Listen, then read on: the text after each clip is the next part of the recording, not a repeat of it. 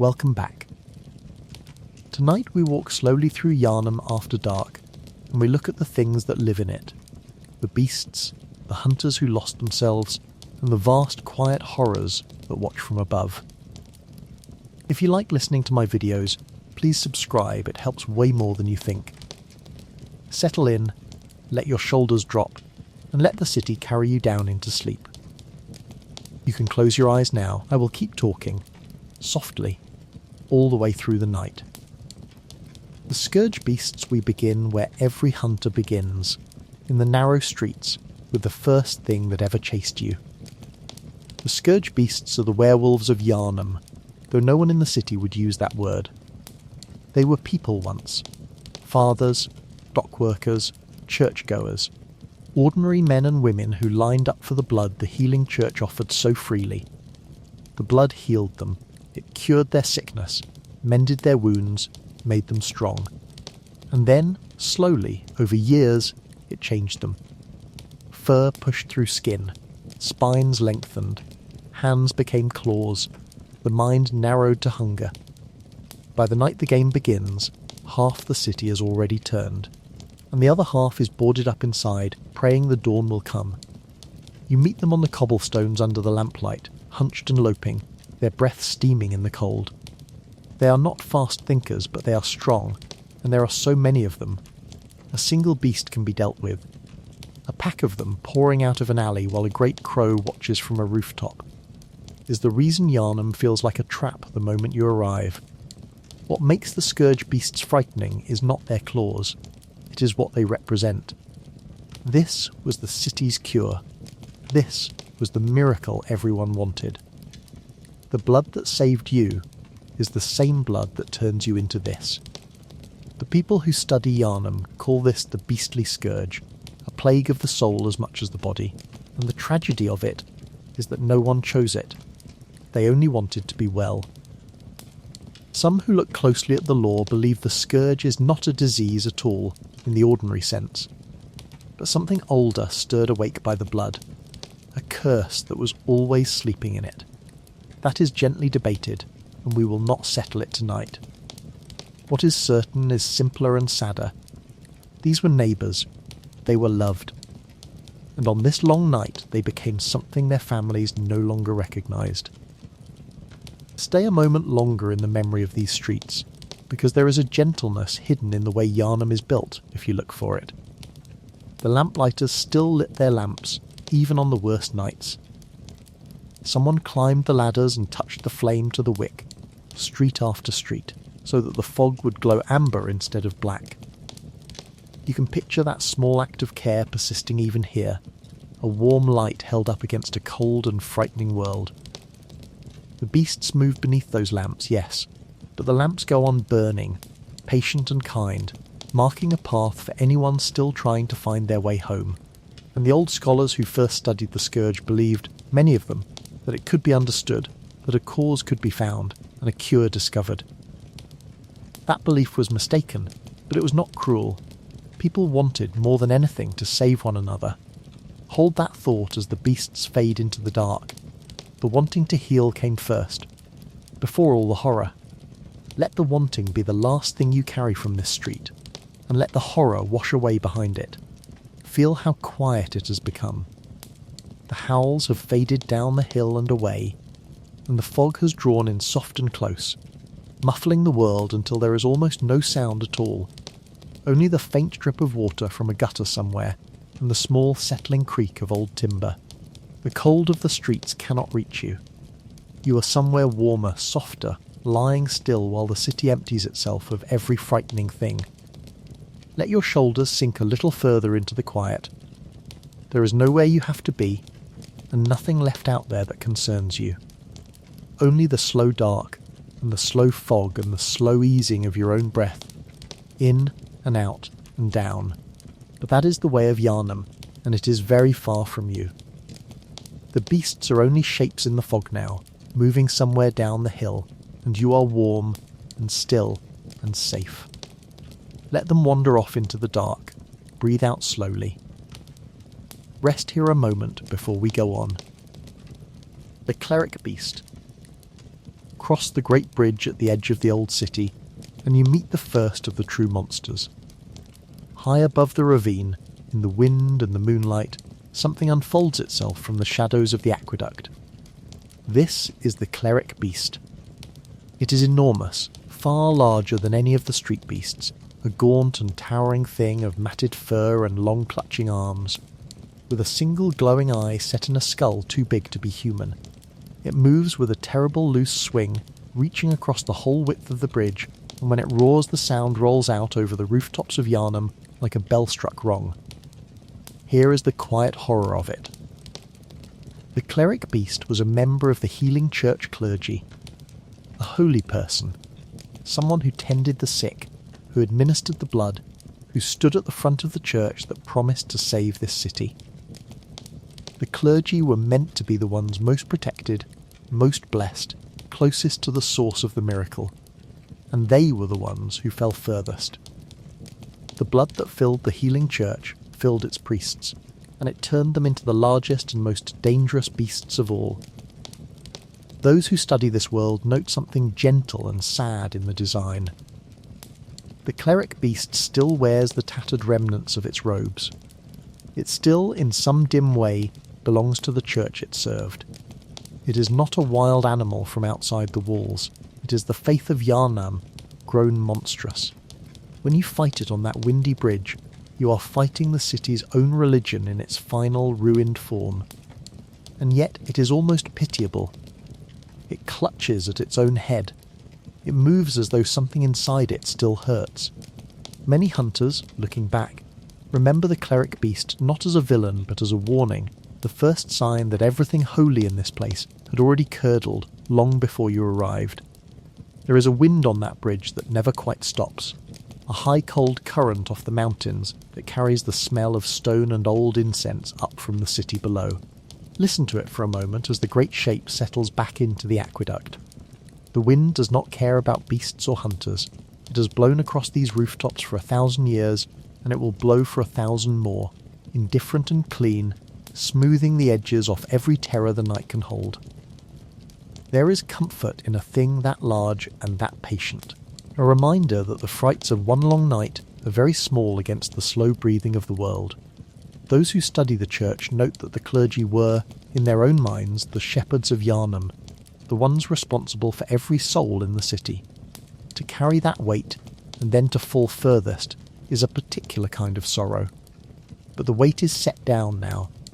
The shepherd sleeps, and the wind blows on over the empty bridge, asking nothing of anyone. Let it blow through you, and carry your own weight off into the dark, and leave you light, and easy, and ready for rest. The bridge stands empty now under a sky gone still, and the moon has slipped behind a bank of cloud, so that even its pale light softens to almost nothing. The great ravine below is silent. The city's rooftops fall away in the dark like the folds of a heavy blanket. Picture yourself simply standing here in the hush, no danger anywhere, the wind died down to a whisper, and then let even the bridge dissolve. Let the whole cold scene blur and warm, and give way to the soft place where you are truly lying. Your breathing slows to match the stillness. There is nothing to cross, nothing to face. Only rest, drawing nearer with each quiet breath. But the bridge is quiet now. The wind has died down. The great shape has slipped back into the dark of the aqueduct, where it can trouble no one. You do not have to cross that bridge tonight. You can simply stand here in the still air and let your breathing slow. There is nothing above you now but the moon. Rest, the blood-starved beast deep beneath the cathedral ward, down through the old aqueducts and into the ruined chapel of a forgotten district. Something waits in the poison and the gloom. This is the blood-starved beast, and it is one of the most wretched things in all of Yharnam.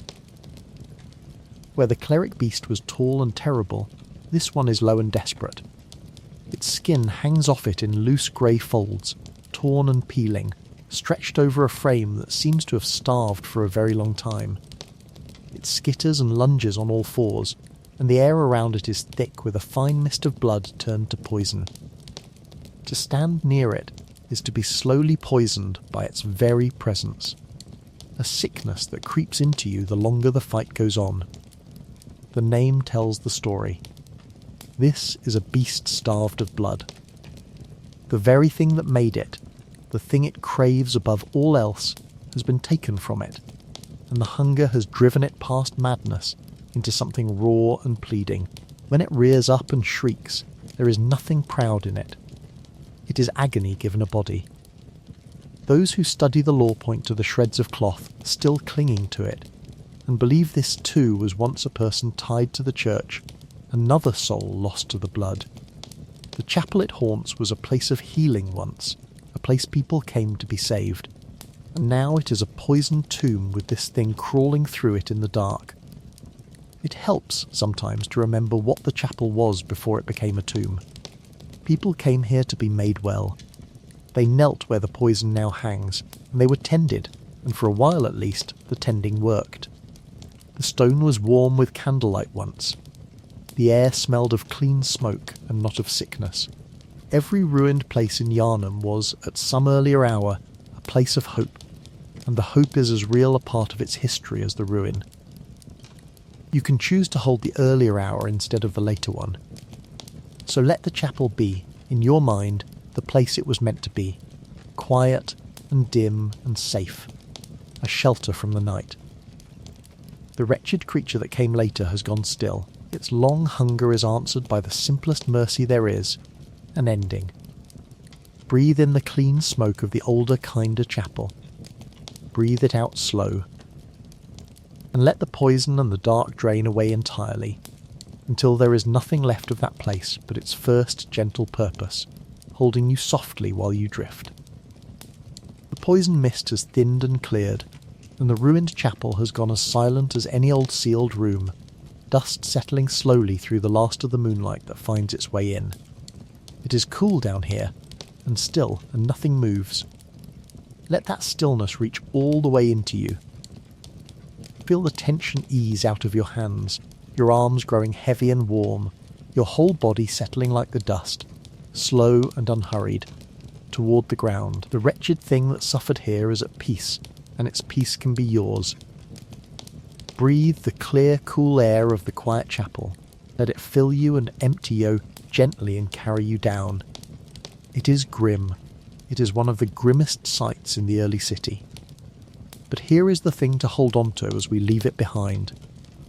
Its suffering is over now. The chapel is silent. The poison mist has settled and cleared. Whatever that creature was, whatever it lost, it is finally still. You can let it go. Breathe in slowly, breathe out, and feel how far away that dark chapel is from the quiet where you are lying now. We move on gently. Father Gascoigne, not every terror in Yharnam was born a monster. Some of them were hunters, like you, and the most heartbreaking of these is Father Gascoigne.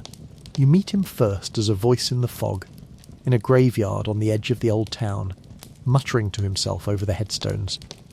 He is a hunter of the church, a foreigner who came to Yharnam and gave his life to the hunt. He has a wife, Viola, and 2 young daughters. He wears the garb of a holy blade and carries the weapons of a seasoned killer of beasts. And on this endless night, something in him finally breaks. The tragedy of Gascoigne is that the hunt itself is a kind of poison. The longer a hunter hunts, the more beast blood they spill and breathe and wear, the more the line between hunter and beast begins to blur. Veteran hunters speak of it in whispers. Hunt too long, and you forget why you started. You begin to see beasts where there are none. And at the very end, you become the thing you swore to destroy. That is what happens to Gascoigne. As you fight him among the gravestones, he loses the last of himself. His body swells and darkens. His face lengthens. The man is gone, and a beast stands in his place, and it will not stop until one of you falls. There is a small, sad mercy hidden in this story, one that those who study the game hold close. His daughter gave him a music box, a little tune that their mother used to hum. If you carry that music box and play it during the fight, for one brief moment the beast stops. it clutches its head. Somewhere far down inside the monster, the father hears his daughter and remembers. It does not save him, but it tells you he was in there, all along. The music box is worth sitting with a while longer, because it is one of the small tender objects that make this world bearable.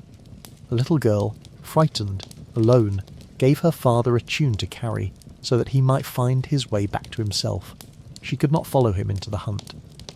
She could only send a song after him, and hope it reached him through the dark. That such a small and loving thing exists at all, in a world this cruel, tells you something true about the people of Yharnam. They loved each other fiercely, right up to the end and beyond it. So let the little melody be the sound that fills the graveyard now, not the roar of the beast, but the thin sweet turning of a music box, playing on in the fog for anyone who needs to remember who they are. The father heard it, at the last. He remembered. And that remembering is a kind of peace. Let the tune slow and soften until it is almost nothing, a few last notes drifting among the headstones, and let it carry you down into your own quiet rest. A soft fog lies over the graveyard now, silver in the last of the moonlight, and the headstones stand in it like quiet sleepers under blankets of stone. The music box has wound down to silence. Nothing stirs among the graves. It is one of those hushed places that once its sorrow has passed, becomes strangely restful. A garden of the sleeping where the only movement is the slow drift of the fog. Let yourself belong to that hush. Let your thoughts settle among the quiet stones and grow still. There is a deep and gentle peace in a place where everyone is finally at rest, and you are welcome in it, warm and safe and drifting, ready to sleep. Let that be the note we rest on. Not the beast, but the father who for one instant remembered a lullaby. The graveyard is quiet now. The fog has settled soft over the headstones. Everyone in it is finally at peace. Close your eyes and rest here with them a while. Vicar Amelia returned to the cathedral ward, to the grand cathedral at the heart of the healing church, and step inside. It is beautiful in the way only Yharnam is beautiful, all cold stone and tall windows and the light of 100 guttering candles. At the far end, kneeling before the altar, is a woman in white, praying, "This is Vicar Amelia," one of the leaders of the healing church, and for a moment she seems the only gentle thing in the whole ruined city. Then the prayer ends, and she begins to change. The transformation is slow and dreadful and quiet. She hunches. Her limbs stretch. White fur spreads over her body. The woman folds away into a towering pale beast, and she rises up beneath the cathedral dome, vast and terrible, wearing the last shreds of her holy vestments. Vicar Amelia becomes one of the largest and most powerful beasts you will face, and she does it in the holiest place in Yharnam, at the foot of the altar, while candlelight flickers on the stone saints all around.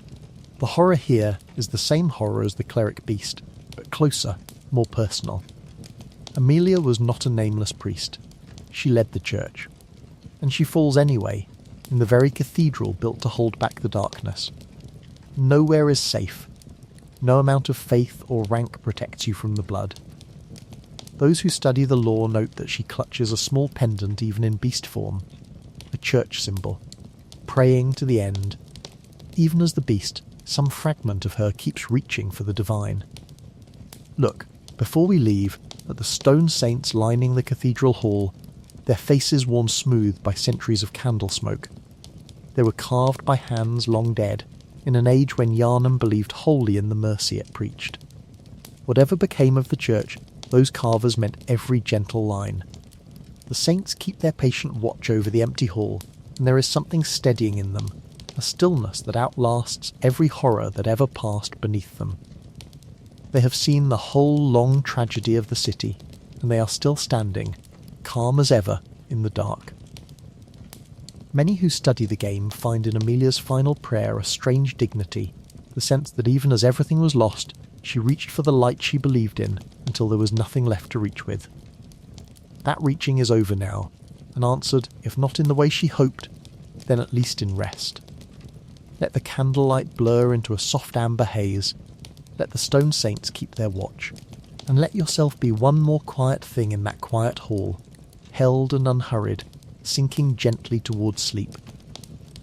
The great cathedral has gone quiet around its guttering candles, and the light of them wavers gold across the high stone arches and pools in the worn hollows of the floor. There is a warmth to candlelight that no horror can quite take from it, a small living glow that says someone, once, wished to hold back the dark. Let that soft gold light be the last thing you see as the hall fades. Let it blur at the edges, spread and soften, until it is only a warm haze behind your closing eyes. The saints keep their patient watch, the candles burn low and kind, and you sink, easy and unafraid, into the gentle dark beneath them. And yet there is stillness after. When the fight is over, the cathedral is quiet again. The candles burn low, the great pale shape is gone, and only the stone saints remain, watching over an empty hall with their patient carved faces. Whatever Amelia was, her long night is finished. Let her rest. Let the candlelight blur and soften. Let your own breath slow to match the quiet of that hall, and rest here with me a while longer before we go deeper. The Snatcher's not everything that hunts you in Yharnam wants to kill you. Some of it wants to take you somewhere, and that is worse. The Snatchers are enormous, hulking figures that stalk the cathedral ward and the lanes around it, wrapped in dark clothing, faces hidden, an enormous sack slung over one shoulder. They move with a heavy, patient tread, and they carry a great curved blade or a rough-hooked pole. They are slow. That is the first thing you notice, and the first thing that lulls you. You think you can outrun them. And then one of them catches you. If a Snatcher strikes you down, you do not simply die. The screen fades, and you wake somewhere else entirely, in a hidden, forsaken corner of the city called Yharnam, the unseen village. You have been carried there, over that great shoulder, in that great sack, while you were senseless. This is the true horror of the Snatchers. They are not killers, they are collectors. They gather the fallen, the unconscious, the hunters who push too far, and they haul them off into the dark to be used. What are they gathering people for? Here the law turns quietly grim, and those who study this world tread carefully. Yharnam is a place of terrible experiments, of blood and ritual, a district hidden from the rest of Yharnam where the school of Mensis worked in secret. The people taken there are raw material, bodies for the ritual, fuel for something the schemers of Mensis were trying to summon out of the dark between the stars. The Snatchers are the hands that feed that machine, walking the streets each night, filling their sacks. There is a folktale quality to them, and that is surely deliberate. Every child has heard some version of the story, the big figure with the bag who comes for those who wander too far after dark. Yharnam simply made the story true. The people who look closely at the enemy design note how human the Snatchers still seem beneath the cloth, hunched and tired, doing grim work on someone else's orders. They are not beasts, they are labourers of a nightmare, and in some ways that is more unsettling than any monster. Consider, for a moment, and then no longer, the strange, sad ordinariness of the Snatcher's work. Night after night it walks the same lanes, stoops, gathers and carries its burden back the same long way, a labourer on the graveyard shift of a nightmare. There is no malice in the trudge of it. Whoever gave the order is elsewhere, warm and scheming, while this hooded figure does the heavy carrying in the cold. In that grim way it is one of the most human things in Yharnam, a tired body doing unpleasant work, because it was told to, dreaming perhaps, of the moment it can finally stop. And it can stop, eventually, as all things in the city eventually do. The lanes go quiet, the great sack is set down, the long shift ends. You have carried burdens too up the long lanes of your own days, and tonight you are allowed to set every one of them down. Nothing needs carrying now, nothing needs gathering. The heavy shoulder rests, and so may you. Let the weight slide off you into the dark, and lie here light and empty and safe, and rest. The lanes are empty now, the cobbles wet and gleaming faintly under the lamps. No heavy footstep breaks the quiet. It is that deepest hour of the night when even a nightmare grows tired and still, when the long shift is over and the darkness itself seems to sigh and settle. Feel your own weight settling with it, your limbs growing heavy and slow, sinking into the soft place where you lie. Nothing is being carried tonight. Nothing is being gathered or taken. There is only the wet gleam of the empty lanes fading into the dark, and the deep tired hush of the small hours, and you, letting go of your own weight at last, drifting gently down towards sleep. But you are not out there in the lanes tonight. No slow heavy footstep is coming up the cobbles behind you. No sack is being unslung. You are lying still and warm and unfindable, far from the reach of any snatcher, and the only thing carrying you anywhere tonight is sleep, gently, the way it should be. Let that heaviness be a kind one. Let it take you down slow. Rest Dark Beast Parl high in the ruins of Yharnam. In the district the snatchers carry their prizes to, there is a creature made of lightning and bone. This is Dark Beast Parl, and it is like nothing else you have met so far. Parl is a skeleton, not a whole beast of flesh and fur, but a vast, spindly frame of bones, long-limbed and strangely delicate, wreathed head to foot in crackling blue electricity. When it moves, arcs of lightning leap between its joints and scorch the stones. When it lands, the ground flashes white. It skitters and rears on legs like lightning rods, and the whole ruined square lights up with each of its movements, throwing wild shadows across the broken walls. The strangeness of Parl points at something deep in Bloodborne's world. This is not simply a diseased townsperson. Parl is a dark beast, a rarer and stranger kind of monster, and its lightning is a clue. Those who study the lore connect creatures like Parl to the influence of the old blood, and to forces that are not quite of this world, powers that leaked into Yharnam from somewhere beyond it. The ordinary scourge beasts are tragedies of the flesh. The dark beasts feel like something else, like the laws of the world bending in the presence of the beast. There is a second Parl, deep in the oldest dungeons beneath the city, in the ancient tombs of a lost civilization called Loran, that the same kind of creature appears in the streets of a plague-struck city, and in tombs thousands of years old suggests that the dark beast is not new. It is old. Older than Yharnam, older than the healing church, a shape the scourge has taken again and again across the long centuries.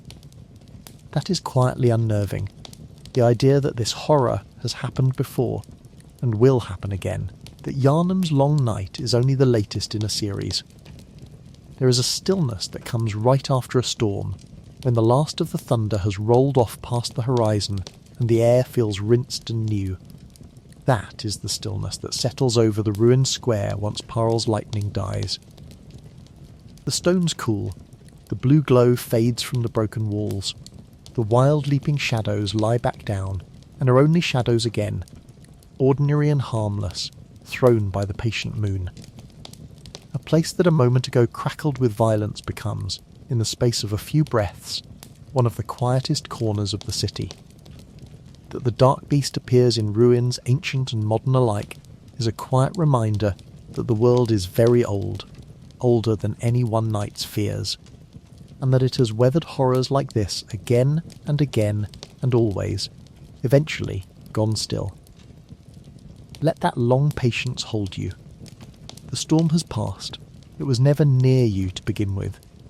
There is only the rinsed clean air of after, and the cool quiet, and the soft moon, and you, resting in the calm that always, always comes once the thunder has moved on.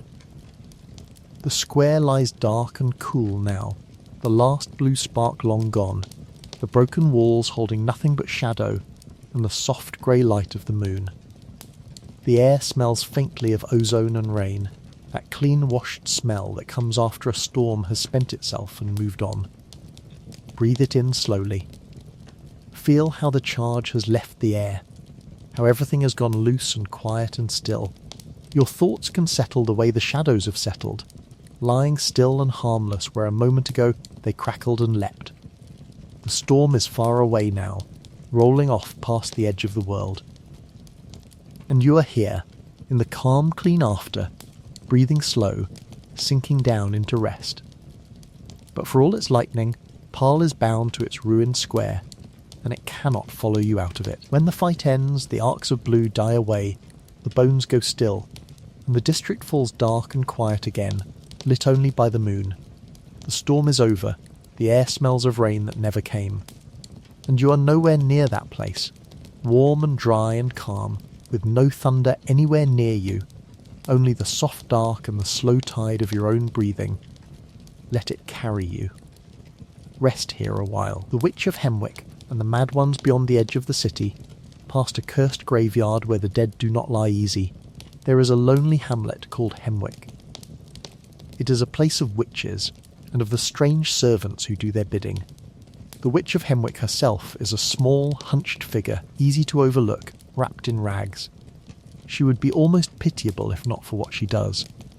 She is invisible for much of your meeting with her, flickering in and out of sight, and she summons things to fight in her place. From the ground rise the mad ones, tall figures with cloth wound tight around their heads, their bodies gaunt, swinging heavy tools. They keep coming as long as the witch lives, an endless quiet tide of them shambling out of the dark corners of her hovel. What the Witch of Hemwick collects is eyes. This is the thread that makes Hemwick matter to the deeper story. All across this village the theme is eyes, eyes on the inside, insight, the strange sight that lets a person perceive the truths hidden behind the ordinary world. In Bloodborne, to gain eyes is to begin to see the cosmic horrors that were always there, the great ones and the things between the stars, invisible to normal sight. The Witch of Hemwick harvests eyes for reasons the game never spells out plainly, and those who study the lore debate it gently. Perhaps she is gathering sight itself. Perhaps she serves something that hungers for it. The mad ones are the truly haunting part of Hemwick. Their heads are wrapped and bound, blinded, and yet they are called mad ones, as though something they saw drove them past reason and the binding is all that keeps them upright. They are servants who gave up their sight, or had it taken, and now shamble through the witch's house doing her work in the dark. There is a whole quiet tragedy folded into them that the game never explains, and that ambiguity is part of why Hemwick lingers in the memory. It is a small place, but it feels wrong in a way the grand cathedral never does. Hemwick is a small and lonely place, and there is a particular quality to lonely places that once the danger is gone becomes almost soothing, the quality of somewhere the world has forgotten and left in peace. Picture the hamlet now, its crooked chimneys cold, its lanes empty, wind moving through the long grass of the graveyard beyond. No one is harvesting anything. No wrapped figures shuffle in the dark. It is only an old abandoned village settling further into its own quiet, the way old places do, softening year by year back into the earth. The theme of eyes and insight runs all through this world, but insight is a thing you can also simply set down. You do not have to see everything. You do not have to know everything. There is a deep and underrated peace in not looking, in letting the hidden stay hidden and the unknown stay unknown, in closing your eyes and asking nothing of the dark. Let Hemwick fade into its long-forgotten quiet. Close your own eyes. Scene.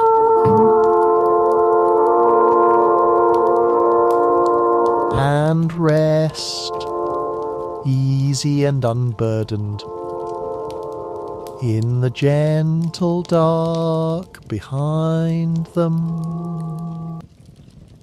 Wind moves through the long grass of the hamlet now, a soft dry whisper, and the crooked houses lean into the dark with their cold chimneys and their empty doorways, settling deeper into their long abandonment. There is a peace to forgotten places, a sense of the world having gently let them go, and it settles over the little village like dew. Let it settle over you too. There is nothing here that watches, nothing that harvests, nothing that shuffles in the dark. Only the wind in the grass, and the quiet leaning houses and the deep unbothered stillness of somewhere the world has kindly forgotten. Close your eyes in that stillness and let it hold you, and rest. Still, Hemwick is far behind us now, its hovels dark, its witch and her servants settled back into stillness. No eyes are watching you, no rapt figures are shuffling toward you across a moonlit field. You are simply here, in the safe ordinary dark, where sight is a gentle thing, and closing your eyes brings only rest. Let them close. Let the little village fade. Rest the winter lanterns of all the horrors in Yharnam. There is one that hunters speak of with a particular dread, not because it is the strongest, but because of what it does to the mind. These are the winter lanterns. At a distance, a winter lantern looks almost like a woman in a long dress, standing very still in the mist. It is only when you come closer that you see the wrongness of it. Its head is not a head. It is a writhing mass of small pale creatures, a squirming crown of things that should not be, coiling and reaching where a face should be. And as you approach, it begins, softly, to sing. The song is the danger. It is a low, wordless, keening hum, and as it fills your ears, the world begins to come apart. In Bloodborne there is a hidden meter called Frenzy, and the Winter Lantern's song fills it fast. Frenzy is not a wound to the body, it is a breaking of the mind. When it reaches its peak, your own head seems to burst from the inside with the pressure of what you are being made to perceive. The Winter Lantern does not tear you apart with claws, it simply sings, and forces you to understand too much, and understanding too much is fatal in this world. This points at the deepest fear in all of Bloodborne, deeper than any beast. It is the fear that knowledge itself is dangerous, that there are truths the human mind was never built to hold, and that to glimpse them is to be destroyed by them. The Winter Lanterns are made of that idea. Those coiling creatures where the head should be are called, by those who study the game, a kind of parasite tied to the cosmic beings above, and the Lantern's victims are people whose minds were flooded with too much sight. Look too long at the things between the stars, the game seems to say, and your head will fill with them until there is no room left for you. It is worth saying plainly, as we leave the mist behind, that the fear the Winter Lantern trades in is a fear of the mind, and the mind is also where calm lives. The same place that can be flooded with too much can also be emptied, softened, quieted, allowed to hold nothing at all. That is the whole art of falling asleep, really, the gentle emptying of the mind, the letting go of thought after thought until only the soft dark remains. What the lantern forces, you can choose, and the choosing is peaceful, where the forcing was terrible. So let your thoughts come loose and drift apart like mist thinning in the morning. There is no song here pulling them into a knot, no pressure, no terrible understanding waiting to arrive. There is only the slow, kind quiet of a mind winding down at the end of a long day. Let the last of your thoughts wander off into the dark and not come back. Let your head grow light and still and empty. And in that gentle emptiness, unhurried and unafraid, let yourself rest.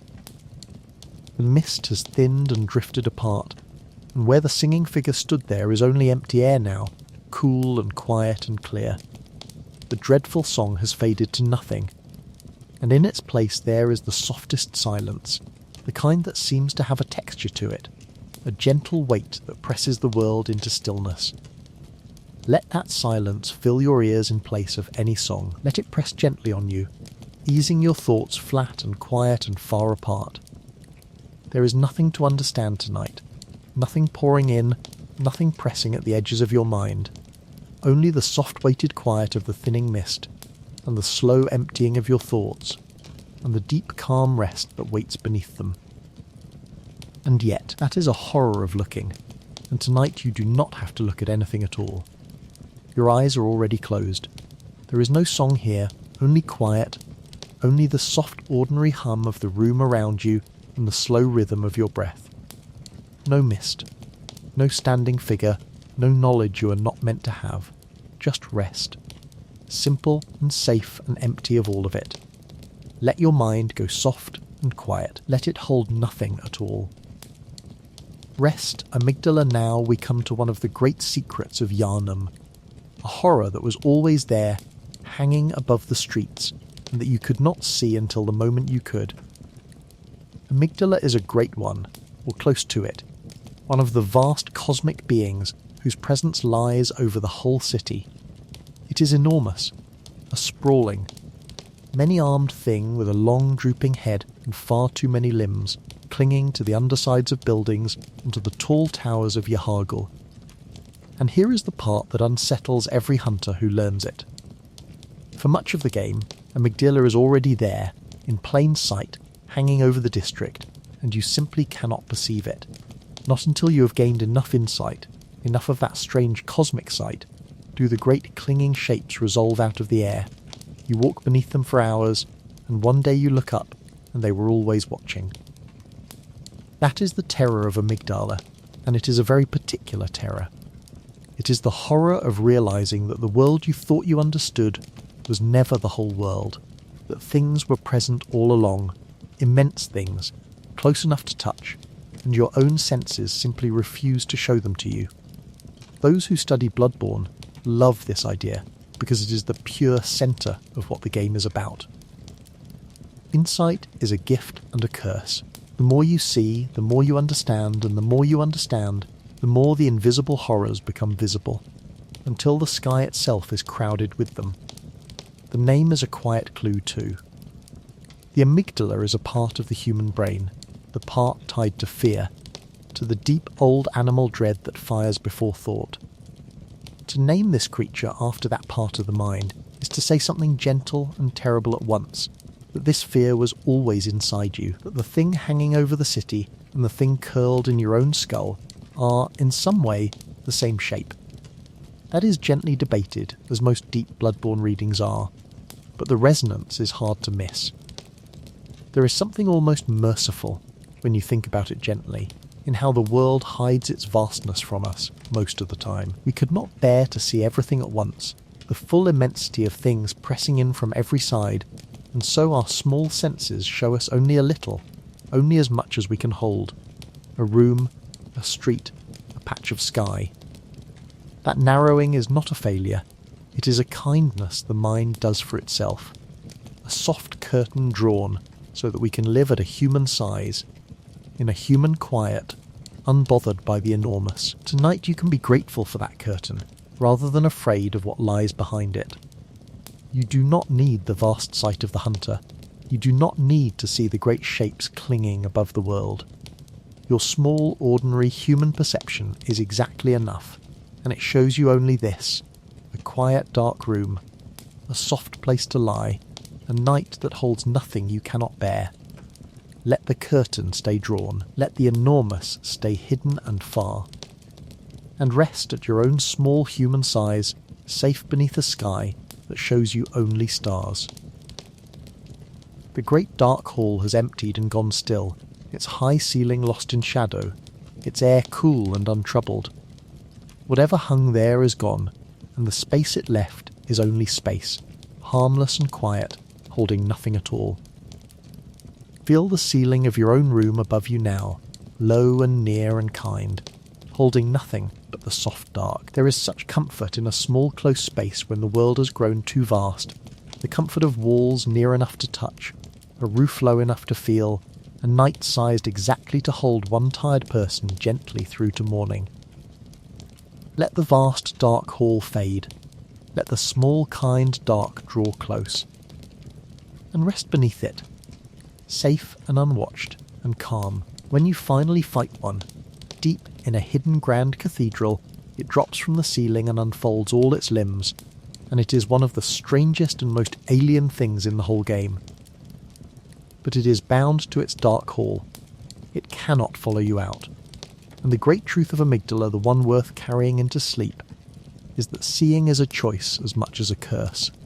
Tonight, you are choosing not to see. Your eyes are closed. The sky above you is empty and kind, holding nothing, watching nothing.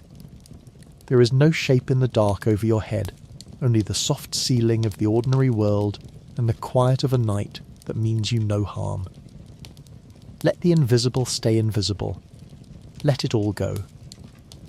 Rest, the one reborn deep, in the hidden village of Yahar'gul, where the Snatchers carry the bodies they gather. The school of Mensis worked at something monstrous. They wanted to reach the cosmos. They wanted to touch a great one, to summon its presence into the world and bind it to their will. And from all their gathered bodies and all their ritual, they made a thing called the One Reborn. It is difficult to look at, and we will look at it gently. The One Reborn is a mountain of corpses fused into a single creature, a great teetering tower of arms and faces and torsos, many people welded into one body by ritual and blood. It rises up in a ruined arena beneath the bells of Yharnam, swaying, unstable, held together by nothing but the will of the summoning. Bells ring somewhere high above, worked by hooded ringers, and the sound of them seems to be the only thing keeping the great heap of the creature standing at all. The horror of the One Reborn is the horror of the failed miracle. The school of Mensis did not want to make a monster. They wanted to give birth to a god. They wanted to call down a great one and be raised up by it, to gain the sight and the power of the cosmos. And this is what their ritual produced instead. A botched, groaning thing made of the people they sacrificed. A great one that would not come, answered by a heap of the dead. Those who study the lore call it a kind of stillbirth of the divine, an attempt to birth something transcendent that collapsed back into raw suffering flesh. There is a deep sadness under the disgust, and it is worth holding on to. Every part of the One Reborn was a person. Every face in that swaying tower belonged to someone the Snatchers carried off in a sack while they slept. The ritual did not grant them transcendence. It only bound them together in a shape that could feel pain, and little else. That is the cruelty of Mensis, and of every schemer in Yharnam who thought the cosmos could be seized by force. They spent hundreds of lives and got a groaning tower for their trouble, and yet the bells, in the end, fall silent. The ritual fails, as it was always going to fail. The great heap comes apart and settles, and Yharnam goes quiet under its cold moon, and the dead that made up the One Reborn are, at last, simply dead, and no longer forced to stand or suffer or hold any terrible shape. Their long ordeal is over. There is a mercy in that. Even here, linger gently on the failure at the heart of this, because there is a strange comfort buried in it. The schemers of Mensis believed they could seize the divine by force, could climb by ritual and sacrifice up out of their small human lives into godhood. And they could not. The cosmos would not be commanded.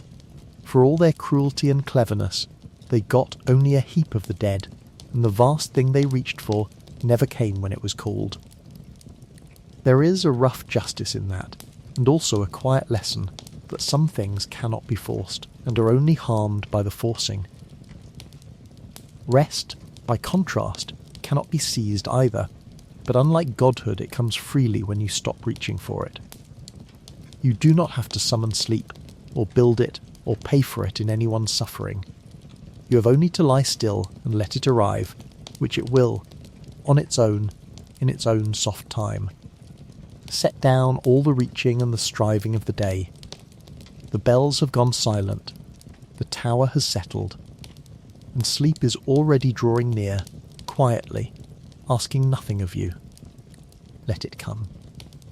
Rest, the ruined arena has fallen silent, the bells stilled in their high towers, the moon riding cold and clear over the empty stones. Everything that was forced to stand has been allowed, finally to lie down, and a great quiet has come into the place where the ringing was.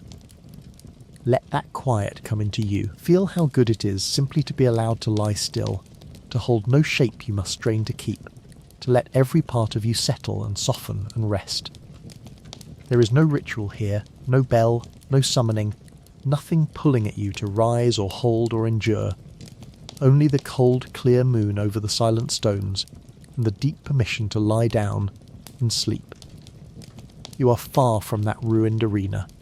No bells are ringing for you tonight. Nothing is being summoned, nothing is being bound, nothing is being made to stand that would rather lie down. You may lie down. You may come apart, gently, into sleep the way a person is meant to at the end of a long day. Let the bells fade. Let it all settle. Rest Rom, the vacuous spider at the centre of a great moonlit lake. In a place called Bergenworth, where the scholars first began to reach for the cosmos, there floats a strange and enormous creature. It is not a beast. It is not a hunter gone wrong. It is something else entirely, and its name is Rom, the vacuous spider. Rom is huge and pale and soft, a great swollen shape ringed with countless small eyes and long delicate legs, drifting on the surface of the lake with a slow, dreaming stillness. There is nothing aggressive in it at first. It seems almost peaceful, half asleep, surrounded by smaller versions of itself, floating under a sky full of stars that should not be visible from within a city. To meet Rom is to feel, more than fear, a kind of awe, and a growing unease that you have wandered somewhere you were never meant to be. Here is the lore, and it is one of the most important pieces in all of Bloodborne, so we will tell it plainly. Rom was once a person, a scholar of Bergenworth, a woman who through the rituals of the college was elevated, changed, lifted up into something closer to a great one. Rom became a kin of the cosmos, and in becoming so was given a strange and vital power. Rom hides things. Rom's presence draws a veil over the world, keeping the ordinary people of Yharnam from seeing the cosmic horrors that fill their sky. As long as Rom dreams on that lake, the moon stays where it should, and the great ones stay hidden, and the city, for all its beasts, remains a place that human eyes can bear to look at, and that is why killing Rom is one of the most fateful things a hunter can do. The moment Rom dies, the veil tears, the sky changes. A vast red moon descends over Yharnam, closer and lower than any moon should ever be, and with it the hidden horrors become visible, and the true nightmare of the city begins in earnest. Rom was not a monster guarding a treasure. Rom was a curtain drawn across a window that should never be opened, and in your hunger to see more, to understand more, you tear that curtain down. Those who study the game hold Rom close for exactly this reason. The word vacuous in the name is gently debated. Some read it as empty, mindless, a scholar who gave up her humanity and her thought to become this drifting thing. Others read it as a comment on knowledge itself, on how the pursuit of cosmic truth hollows a person out until there is nothing human left inside, only a soft pale shape floating on a lake, doing one last job, holding back the dark. Either way, there is a terrible innocence to Rom. It does not attack until provoked. It is only trying to keep dreaming, only trying to keep the veil in place, and you are the one who ends that. Picture the lake once more, before we go, but only its stillness now, the vast dark mirror of it under a sky thick with stars, the small waves lapping the stone with a sound as soft as breathing. Whatever Rom was, whatever it hid, and whatever its ending unleashed, in this moment it is only a great pale shape dreaming on still water beneath the quiet stars, and the scene, held apart from all its consequences, is strangely beautiful. There are places in this game that are peaceful in spite of everything, and the moonlit lake of Bergenworth, in the hush before anything happens, is the most peaceful of them all. Let that hush be yours tonight. You do not have to tear any veil, or learn any terrible truth, or descend into any nightmare. You can simply float, like Rom, on the still surface of your own quiet, holding nothing, seeking nothing, letting the starlight settle over you. The lake does not stir, the sky does not fall. There is only the soft lapping of the water and the slow drift of a mind letting go. Dream of nothing at all, and rest. The lake lies utterly still now, a black mirror holding the whole sky of stars, so calm that the reflected heavens and the real ones seem to merge into a single soft depth above and below. The small waves have quieted, nothing stirs the surface. There is a peace in still water that is very old and very deep. the peace of something that has finally stopped moving and come to rest. Let yourself grow that still. Feel the small movements of the day quieting in you, the surface of your thoughts going smooth and dark and calm, until you too are a still mirror holding nothing but soft starlight. Float there, weightless, unhurried, on the black glass of the quiet, and rest. But the lake, tonight, is still.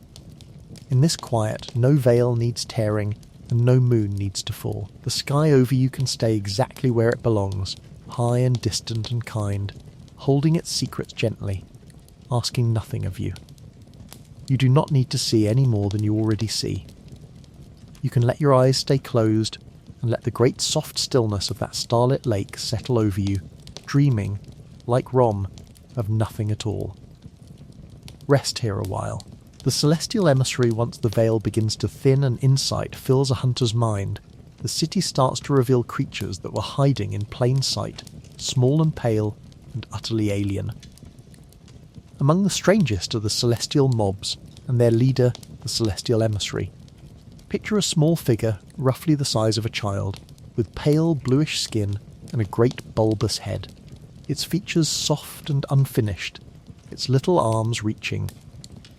There are many of them wandering a hidden garden behind the grand cathedral, and among them one grows suddenly huge, swelling up into the celestial emissary, towering over its smaller kin. They are gentle-looking in a way that is deeply unsettling, like something drawn by a child, or something that has not finished becoming whatever it is meant to be. These creatures are, in the language of the law, alien. They resemble the classic image of the visitor from the stars, and that resemblance is surely intentional. But in Bloodborne's world they mean something specific. They are what happens when a human being is touched too deeply by the cosmos, when the influence of the Great Ones reshapes a person into something no longer of this earth. Those who study the game connect the celestial mobs to Bergenworth and its experiments, to people who sought communion with the cosmos and were remade by it, their bodies softening and paling and swelling into these small drifting shapes. The horror here is quiet and strange, rather than violent. The celestial creatures do not roar or lunge like beasts. They wander, they reach. There is something almost pitiable in them, in their soft unfinished faces and their aimless movement, as though they are looking for something they can no longer name. To fight them is to feel less like a hunter and more like an intruder in a place that was never meant for human feet, a garden grown for the children of the stars. And there is a thread of the game's great sadness running through them. Bloodborne returns again and again to the longing of the Great Ones for children, and to the way that longing warps everything it touches. The celestial mobs feel like part of that story, humans reshaped in the image of the cosmos, neither fully one thing nor the other, left to drift in a hidden garden under a strange sky. That reading is gently debated, as so much of this world is, but the melancholy of it is hard to shake. The hidden garden where these pale creatures wander was, once someone's careful work, a walled and secret place tended behind the cathedral for reasons the church kept to itself.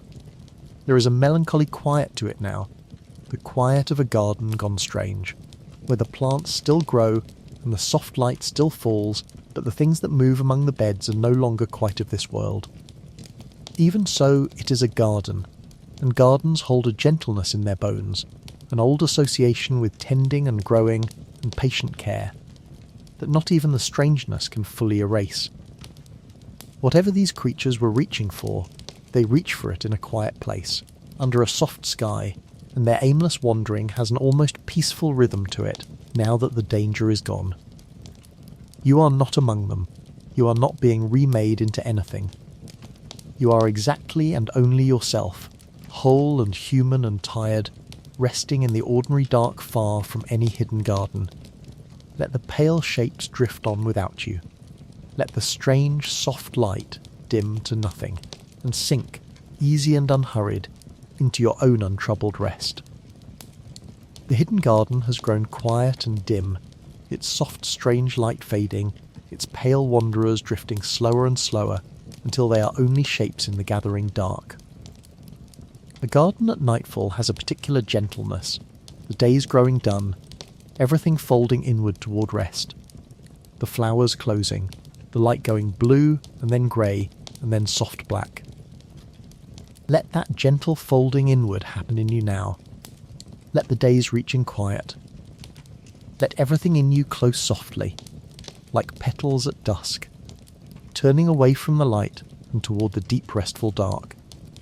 The garden dims to nothing, the pale shapes fade, and you fold gently inward towards sleep and rest. Still, they are bound to their garden, and their garden is far from here. No pale reaching figures are drifting toward you in the dark. Nothing is being remade tonight, least of all you. You are exactly what you are, whole and human and tired, and all you need to do is let that tiredness carry you down. The strange garden fades, the soft pale shapes fade. There is only the ordinary kind dark of your own room, and rest waiting in it. Let it take you. Rest. Ebriatas, daughter of the cosmos hidden behind the grandest cathedral in Yharnam, in a vast forgotten altar the healing church built and then walled away, there kneels one of the most awesome and terrible beings in the entire world of Bloodborne. This is Ebriatas, daughter of the cosmos, and to find her is to stand at the very source of everything the city became. She is enormous, a great pale kneeling shape of coiling tentacles and folded limbs, her form suggesting something between a vast squid, a broken angel, and a thing that has no earthly comparison at all. Wings that are not wings drape from her back. Countless soft appendages coil and reach. She is beautiful in the way a deep-sea creature is beautiful, in the way a storm is beautiful, a beauty that has nothing to do with you and would not notice if you were crushed by it. She is, without much doubt, a great one of the true cosmic beings, and unlike so many of the horrors in Yharnam, she was not made by the church. She is what the church found. This is the piece of lore that makes Ebriata so important, and we will tell it carefully because so much of it is quietly debated. Those who study Bloodborne believe that Ebriatas is deeply tied to the origins of the healing church itself. The church discovered her, or beings like her, and from that discovery came the old blood, the miraculous healing blood that built Yharnam and then destroyed it. In some readings, Ebriatas is a bridge, a great one who allowed the scholars and priests their first true contact with the cosmos, and everything that followed, the blood ministration, the beasts, the scourge, the whole long tragedy, flows downstream from that first meeting behind the cathedral wall. And so she kneels in her hidden altar in an attitude that looks almost like grief. That is the detail that haunts people. Ebriatas does not rage upon her throne. She kneels, bowed, as though praying, or mourning, or waiting. Many who love this game read that posture as sorrow, the sorrow of a cosmic being cut off from something it longed for, perhaps abandoned by a greater great one, perhaps grieving in a way too vast for human minds to hold. She is a horror, yes, but she is a grieving horror, and that mixture of the terrible and the sorrowful is the truest note Bloodborne ever strikes.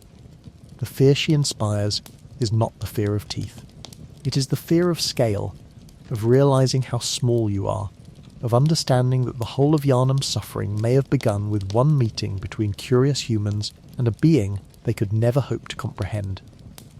That fear is real, but it is also, in its way, quiet. Ebriatas does not chase. She waits, walled away, in a place almost no one ever finds, and her sorrow, whatever its source, is not yours to carry. It is a strange thing to feel sorrow for a being so vast it could never notice you, and yet Ebriatas invites exactly that. Kneeling in her walled altar in an attitude of grief no human fully understands.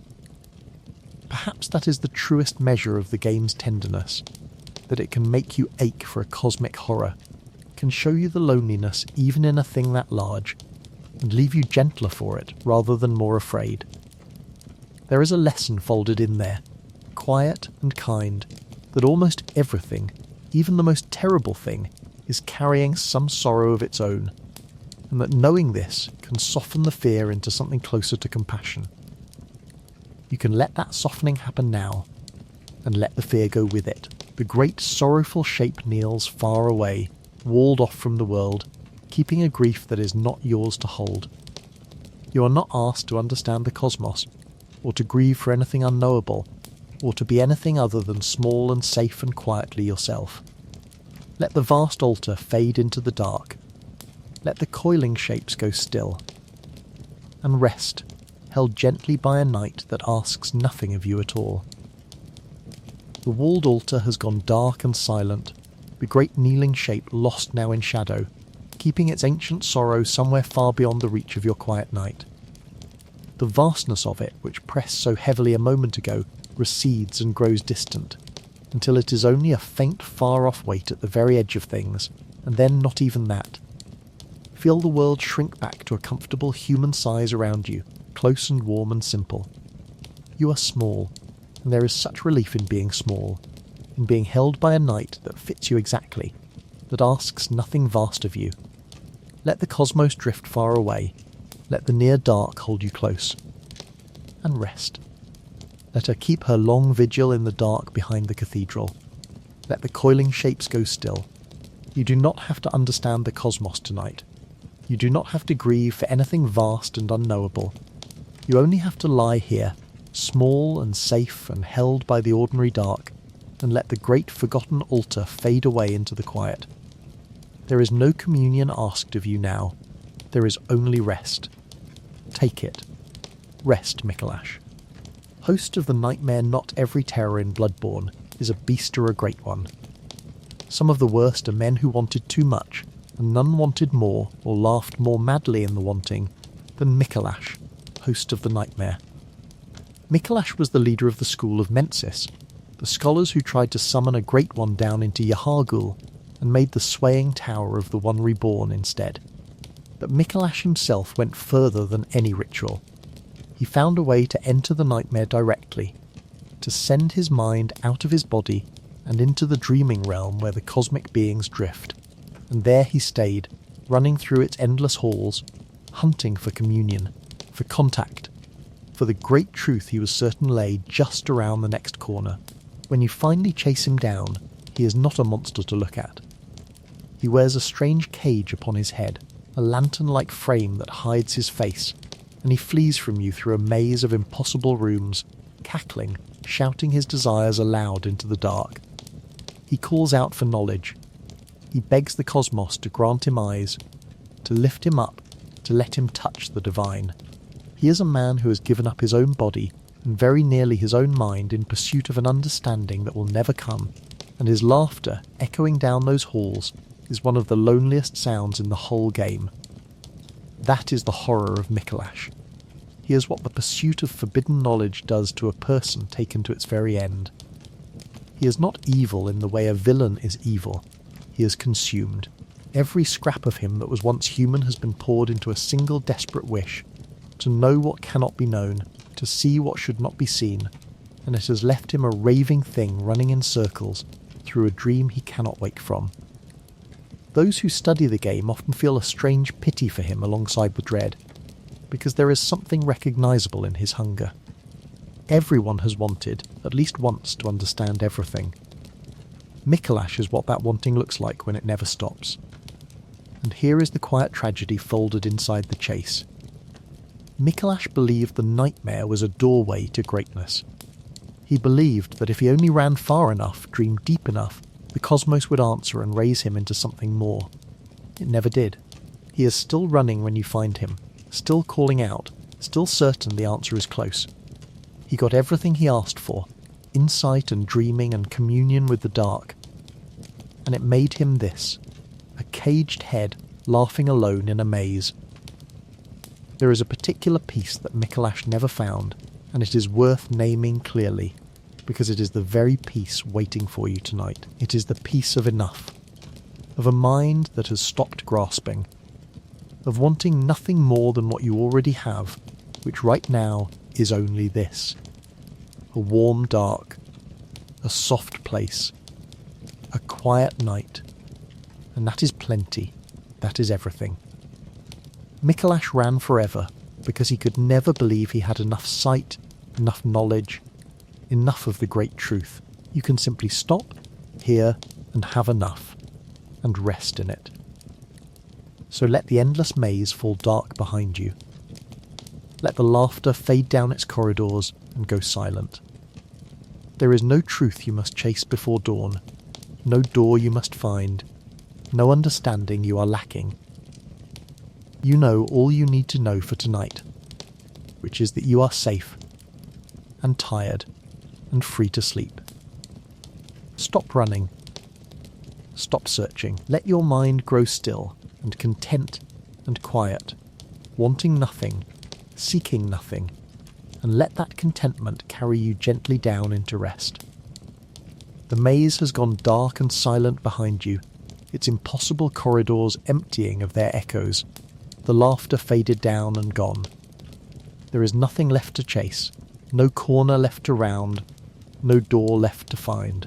Feel the running quiet in you, the searching still. Let your restless mind, which has chased so many things through so many long days, finally stop at a dead end and find, to its surprise, that the dead end is soft and warm and exactly where it wanted to arrive all along. There is nowhere further to go tonight. There is nothing further to find. Only the quiet dark at the end of the maze and the deep contentment of stopping and rest. But you do not have to run tonight. You are not chasing anything through endless halls. There is no truth you must reach before dawn, no door you must find, no communion you are owed. You can stop. You can be still. You can let the whole desperate maze fall quiet and dark behind you, and simply lie here, wanting nothing, seeking nothing, needing to understand nothing at all. That is its own kind of peace, the kind Mikolash never found. Let it settle over you. Rest, Murgo's wet nurse at the very heart of the nightmare, past Mikolash and his maze, past the ruined halls of Mensis. There is a high dark loft where a baby is crying. You cannot see the child. You can only hear it endlessly, a thin wail drifting through the dark. And standing guard over that unseen infant is one of the most beautiful and sorrowful horrors in all of Bloodborne, Murgo's wet nurse. She is a tall, slender figure wrapped in flowing dark cloth, with many arms, each holding a curved blade, and a great veil that seems to draw the very light out of the air around her. When she moves, the whole loft dims, as though night itself is being pulled tighter around you. She is graceful, almost gentle in her movements, a dancer more than a brute, and there is nothing of the beast in her at all. She is something higher and colder and infinitely sadder. The lore here is tender and grim in equal measure, and it lies close to the deepest secret of the game, so we will tell it softly. Murgo is a child, an infant tied to a great one, and the whole nightmare that grips Yharnam is bound up in that child's crying. The wet nurse is the child's guardian and caretaker, a cosmic figure summoned to nurse and protect an infant that a great one longed for and could not keep. Those who study Bloodborne connect this to the greatest sorrow of the Great Ones, their yearning for children, and the way every attempt at that yearning ends in loss.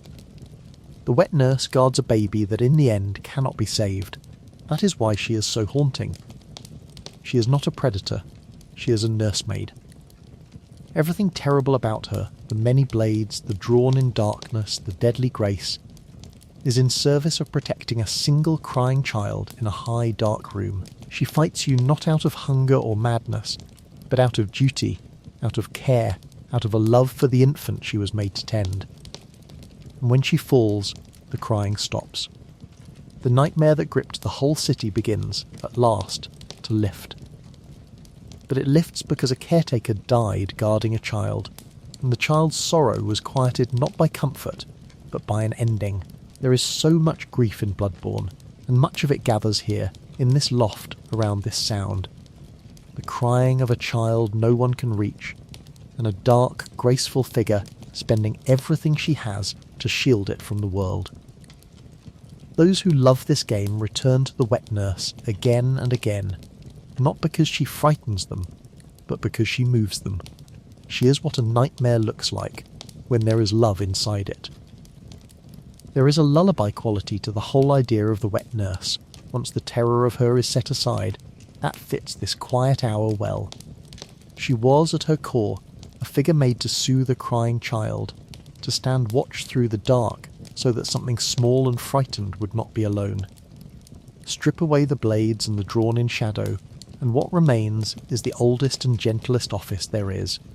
The keeping of watch over someone sleeping, the holding back of the night so that rest can come. Almost everyone has been watched over like that, once, at the very beginning, whether they remember it or not. Let yourself be watched over now, in that gentle sense, by the simple safety of the dark around you. The crying has stopped. The nightmare has lifted. There is nothing in your night that needs guarding against, and nothing you must stay awake to protect. You can let go completely, the way a soothed child finally lets go, sinking past the edge of waking into a deep and quiet sleep. The night keeps its watch. You may rest. Let it hush you, soft and low, all the way down. The high dark loft has gone silent, the crying stilled, the drawn-in shadow loosened and lifted so that a soft ordinary dark returns. There is a great tenderness in a silence that follows a soothed child, a sense of something small, finally at peace, of the whole room able to breathe again. Let that tender silence settle over you like a blanket drawn up gently to the chin. Feel yourself watched over and safe, with nothing to guard and nothing to fear, free to sink all the way down into the softest sleep. The nightmare has lifted. The loft is quiet, and you are held, hushed, gently kept, drifting easy and unafraid into the deep and peaceful dark. Rest, but the crying has stopped now. The nightmare has thinned to nothing. Wherever that child is, its long night of tears is over, and the dark figure who guarded it can finally lower her many blades and be still. Let that stillness reach you too. There is no one crying in your dark tonight, nothing that needs guarding, nothing that cannot be soothed. You are held and quiet and safe, and the night around you means you nothing but rest. Let it hush you the way a wet nurse hushes a child. Rest the bloodletting beast far below Yharnam, deeper than the sewers, deeper than the old aqueducts. There are tombs. Ancient labyrinths carved by a civilization that ruled long before the healing church was ever dreamed of, the Thumerians, whose ruins run under the whole city like roots under a tree. And in the deepest of these chalice dungeons there waits a horror born of the oldest blood of all, the bloodletting beast. It is one of the largest and most savage beasts in the entire game, a towering creature of raw sinew and exposed bone, its flesh torn away in places to show the workings beneath, its long arms ending in claws that can cross a whole chamber in a single sweep. Where the beasts of the upper city still wore scraps of the people they had been, the bloodletting beast seems stripped of all humanity, pure violence given a body, bred or grown or summoned in the dark of the tombs for reasons the game leaves half-spoken. What makes it frightening is the sense of age around it. The upper city's beasts are recent tragedies. Neighbours turned in a single terrible year. The bloodletting beast belongs to something far older. The Thumerian labyrinths beneath Yharnam are ancient beyond reckoning, and the horrors within them predate everything you thought you understood about the Scourge. Those who study the lore see in these dungeons the true root of the blood, the place where the healing church first learned the secrets it would later sell to the city above. The bloodletting beast is what those secrets look like at their source, before they were dressed up in cathedrals and holy robes. It is the Scourge without any mask on at all. There is a cold implication in that, and it is the thing to sit with for a moment before letting it go. The beasts of Yharnam were not an accident of one bad year. They were the resurfacing of something that had been sleeping in the deep tombs for uncounted centuries. The blood that turned the city's priests into monsters came up out of these labyrinths, and the bloodletting beast is proof that the horror was always down there, patient, waiting to be dug up again. Yharnam did not create the nightmare. Yharnam only opened the door to it. There is a comfort, oddly, in how far below you these deep tombs lie, layer upon layer of ancient stones sealing the oldest horrors away from the living world. The Thumerian labyrinths are a buried thing, a deep and sunken past, and the surface goes on above them largely unaware, lit by ordinary moonlight, breathing ordinary air. Not everything old needs to be dug up. Some doors are better left shut, some depths better left undisturbed, and there is peace in simply letting the deep remain deep while you rest on the quiet surface far above it. Whatever savage thing waits down in that ancient chamber, it is walled away by more stone and more dark than you could cross in a lifetime. And it is not coming up tonight. Not for you. Not for anyone. You are up here in the warm, clean air, on the gentle surface of the world, where the dark is soft and kind and holds no ancient teeth. Let the deep keep its secrets. Let the old blood sleep on beneath uncounted floors of stone. And rest easy and unafraid, high above it all, in the quiet. Far above the buried tombs, the surface of the world lies calm under an ordinary moon, the night air clean and cool and moving softly, the deep sealed away beneath more stone than you could ever count. There is such comfort in that separation, in the sheer weight of quiet earth between you and everything ancient and terrible. Feel yourself resting high on the gentle surface, held by soft ordinary dark, with all the old horrors sunk far below and no way for them to rise. The deep keeps its own, the surface keeps you. Breathe the clean, cool air of the world above, slow and easy, and let the weight of all that sheltering stone press the last of your worries down and away, and rest. And yet those tombs are sealed away from you now, layers and layers of stone and dark between that ancient chamber and the quiet where you lie. Nothing is climbing up out of the deep tonight. The old blood can stay where it is, far below, undisturbed, and you never have to go down after it. You are up here in the warm, ordinary world, on the surface where the air is clean and the dark is soft and kind. Let the deep stay deep. Let the old horror sleep on without you. Rest, the living failures beyond the world you know. In a hunter's nightmare filled with the moonlight of a research hall, there is a garden under a great glowing moon, where pale figures drift in slow circles, reaching upward again and again, toward a light they will never touch. These are the living failures. They look almost like the celestial creatures from the hidden garden, pale and soft and childlike, but there are many of them here, a whole silent congregation, and their movements are heartbreaking. They lift their thin arms to the moon, they turn slowly in place. They call down starlight and flowers and drifting motes of light, and they seem, more than anything, to be praying, or reaching, or asking. There is nothing hateful in them. There is only longing, endless and unfulfilled. The name tells you everything, and it is one of the saddest names in the game. Living failures.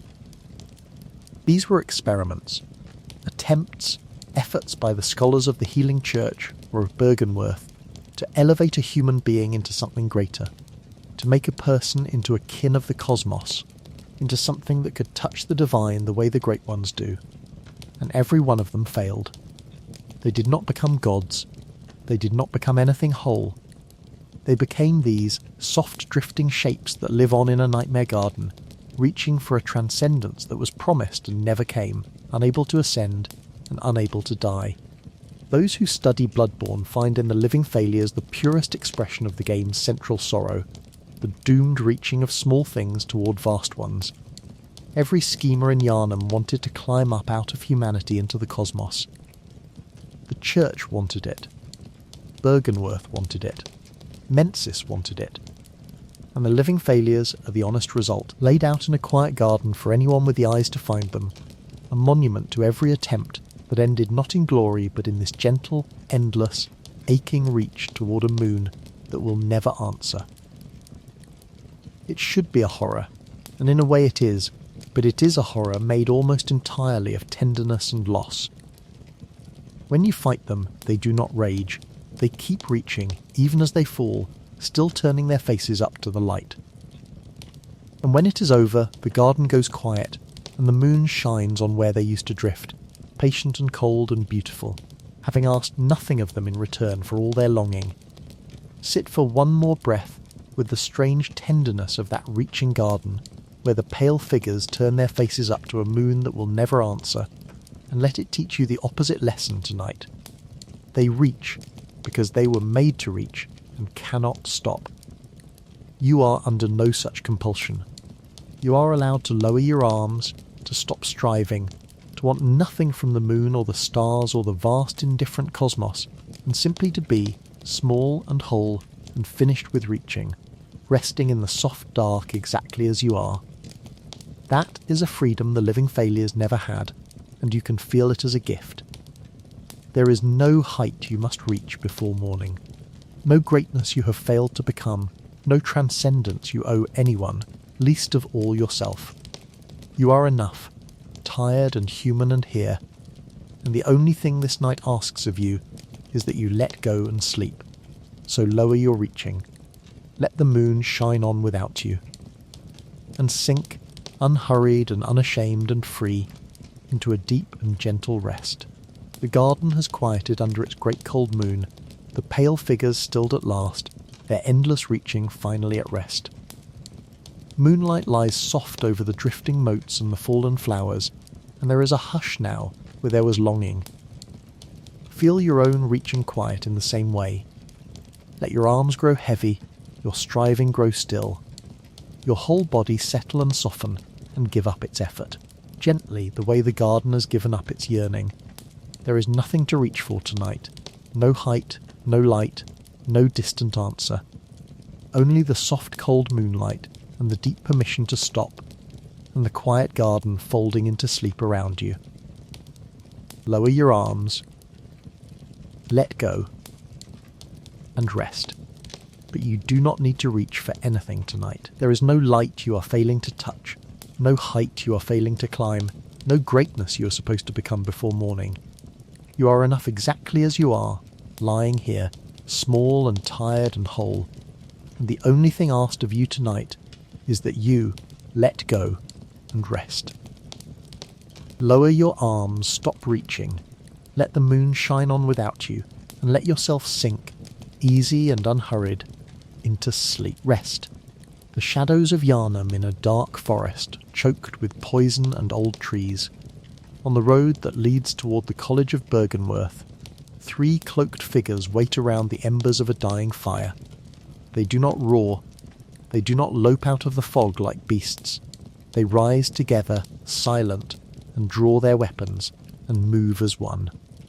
These are the shadows of Yharnam. They look like hunters, or like something older than hunters, wrapped in dark robes, carrying blades and torches and, as the fight goes on, stranger things.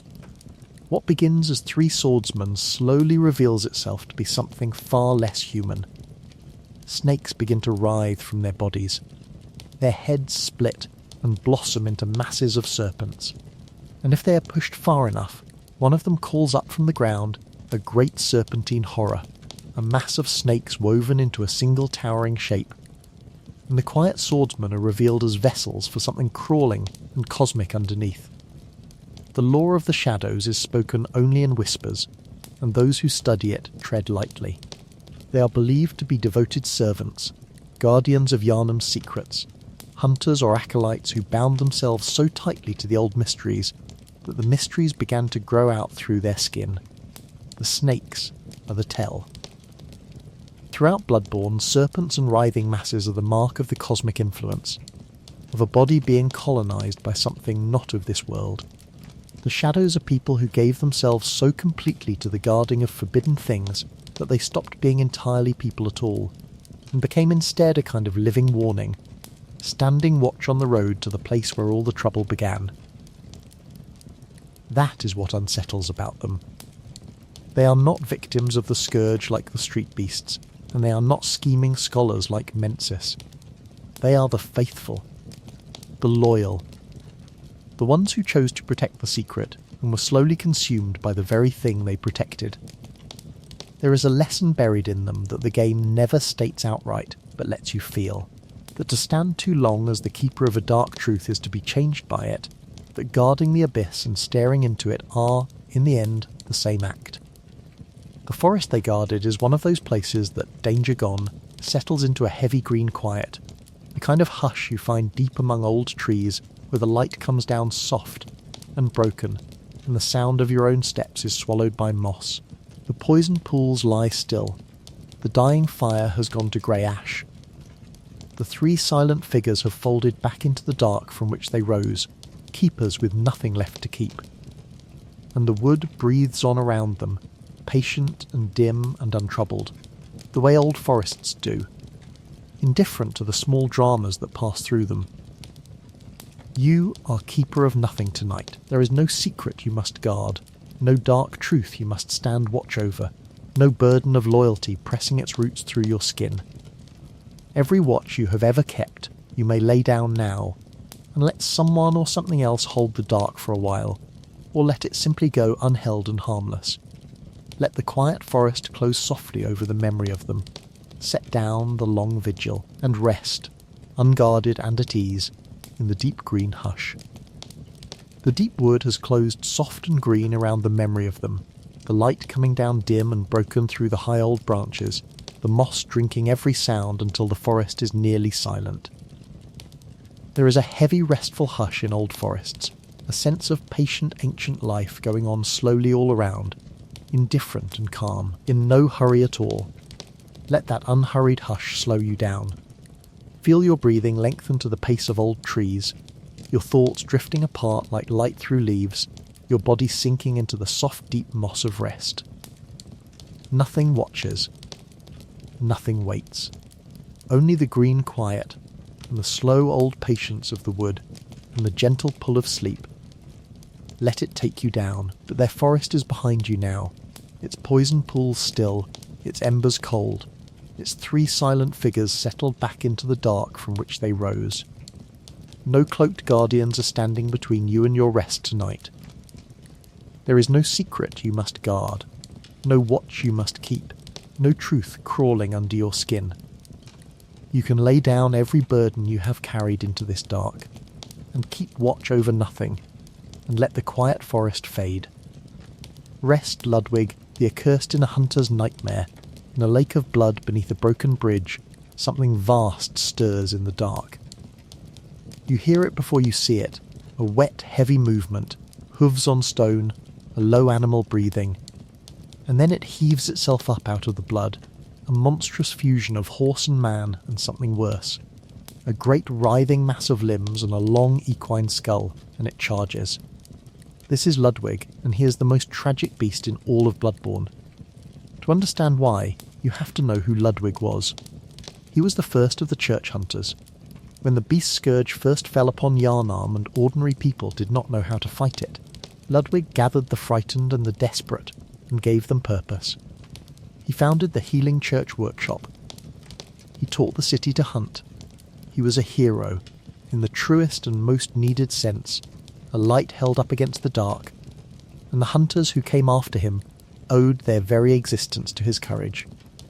And then, like all of them, he hunted too long, and the blood took him, and he became this thing thrashing in the lake, the accursed beast, the hero drowned inside the monster. But that is not the end of Ludwig's story, and this is why those who study the game hold him so dear. If you fight him long enough, something extraordinary happens. He finds, somewhere in the wreck of his mind, a scrap of the man he used to be. He remembers. He takes up a blade, the holy moonlight sword, a weapon of great beauty, and his voice returns, and he asks you, desperately, whether the church still stands, whether the good he did still means something, whether there is still a beacon guiding lost hunters home through the night. He is dying, and monstrous, and all he wants to know is whether his life mattered. That is the heart of it. Ludwig is the beast every hunter fears becoming, but he is also proof that the man inside the beast is never fully gone. Even at the very bottom, drowned in blood and madness, some part of him still clung to the hope that he had done good, that the light he lit still burned for someone. Those who love Bloodborne often name this the single most moving moment in the game. Not the horror of the beast, but the quiet dignity of the man who surfaces from inside it, asking only to have been worth something. And you can tell him yes, you can tell him the good he did endures. And he dies at peace, believing it, the man and not the beast. The founder of the hunt finding his rest at last after so long in the dark. There is grief in it, but there is grace in it too. More grace than almost anywhere else in this cruel and beautiful world. Return once more to the question he asked, because it is a question that reaches gently out of the game and touches something true in everyone who hears it. Did the good I did still matter? Is the light I lit still burning for someone? Almost everyone carries some version of that question, quietly, into the dark of their own late hours. And Bloodborne, cruel as it is, offers Ludwig the kindest possible answer. That yes, it mattered, yes, the light still burns, and lets him die believing it, the man restored at the very last from the wreck of the beast. Let that same kindness be turned toward you tonight. Whatever you did today, whatever you feared fell short, the good in it was real and it mattered, and you may lay the whole day down now without tallying it further. You do not have to earn your rest. You do not have to prove the light still burns. It does, and you may sleep. The lake goes still. The great bowed head is at peace, and you too may let go entirely, forgiven and finished and gently held, and rest.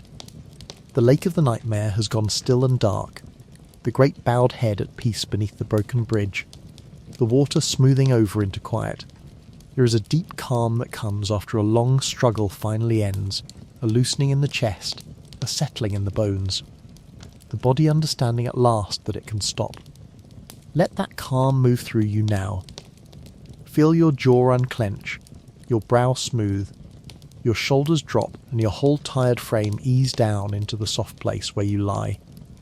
The struggle is over. The good was real. You have nothing left to prove and nowhere left to fight. Only the still dark water and the deep loosening calm and rest. Let that grace settle over you now. You do not have to fight your way back from anywhere tonight. You do not have to prove that your day mattered or hold a light against any darkness. You can simply let go, the way Ludwig finally let go, and trust that rest is waiting, and that it is kind. The lake goes still. The great skull bows. And everything is quiet. Rest, Lorenz. The first vicar beside Ludwig in the annals of the Healing Church stands another name, a friend, a founder, and in the end, another cautionary tale written in blood. Lorenz, the first vicar. The man who built the church that built Yharnam, and who became one of the oldest and most terrible beasts of all. Lorenz was a student at Bergenworth, alongside the scholars who first reached toward the cosmos. But where his teacher counselled caution, Lorenz wanted to use what they had found. He believed the old blood could heal, could uplift, could save. And so he broke away and founded the Healing Church, and spread the blood ministration across the city, and for a time it must have seemed like the greatest gift anyone had ever given. The sick were healed. The dying rose. Yharnam flourished on the strength of Lawrence's conviction that the blood was a blessing. And the blood took him first, or among the first. The founder of the church that promised salvation became a beast, the same fate he had unknowingly prepared for the whole city.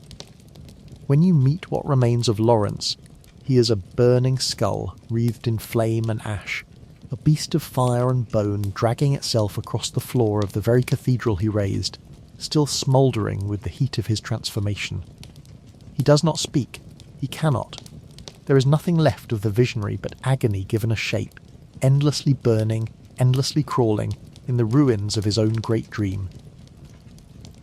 The tragedy of Lawrence is the tragedy of good intentions carried past all warning.